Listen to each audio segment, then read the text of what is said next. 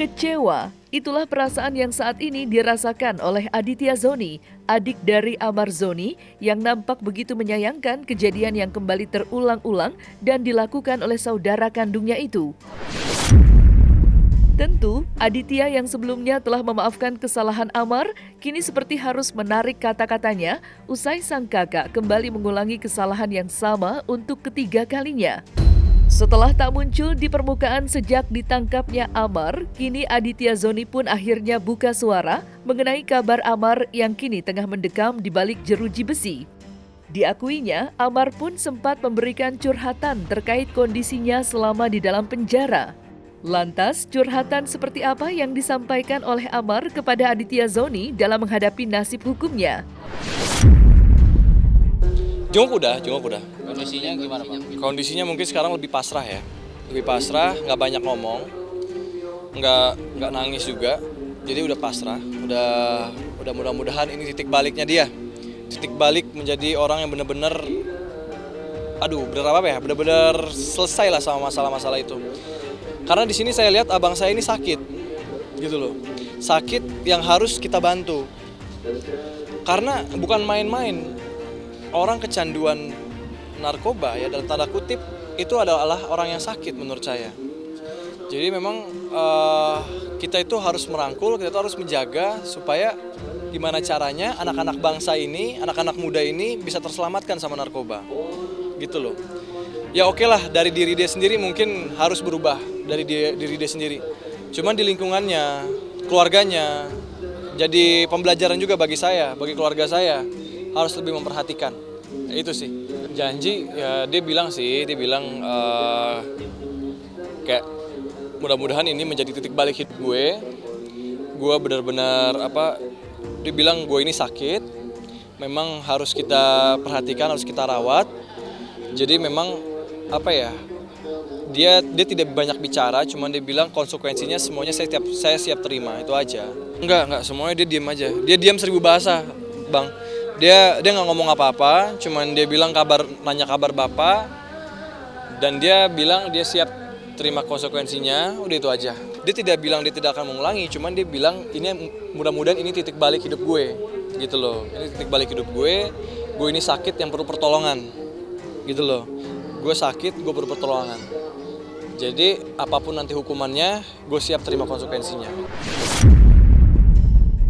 Saya rasa itu konsekuensi yang harus dihadapin sama diri dia sendiri gitu loh. Mau dijauhin, mau diapain ya kan. Tapi cuman keluarga tetap, Bang Amar, saya tidak akan malu.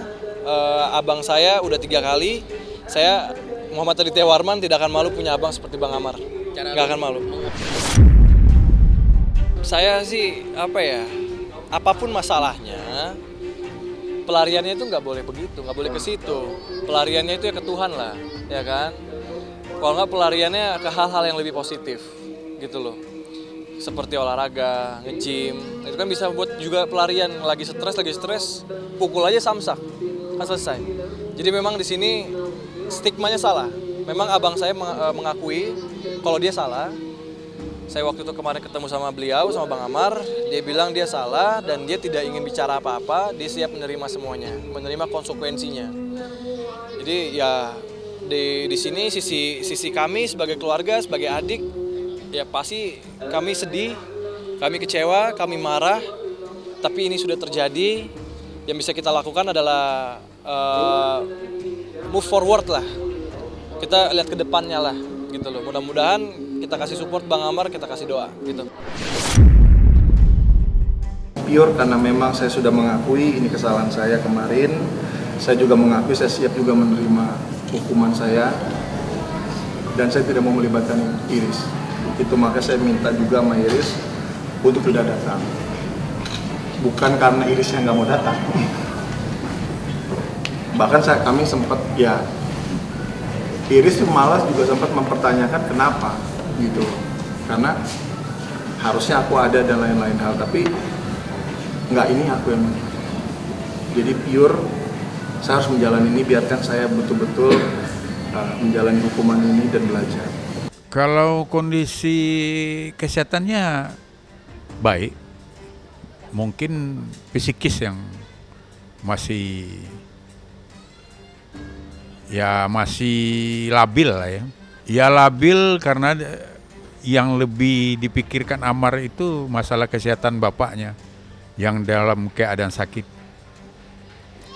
Kemudian kedua mungkin masalah anak-anaknya yang masih kecil.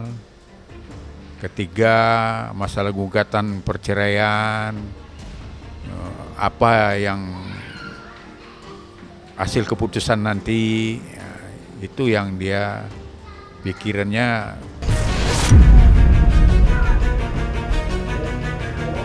Tidak hanya kecewa dengan sikap Amar, Aditya Zoni nyatanya juga sangat menyesali perbuatan sang kakak yang seolah tak memikirkan kondisi sang ayah yang saat ini tengah berjuang untuk sembuh dari penyakit yang diderita. Ya, seperti yang diketahui sebelumnya, Amar memang sempat mengungkapkan bahwa dirinya akan fokus pada kesehatan sang ayah yang kala itu semakin menurun sejak dirinya diringkus oleh pihak kepolisian.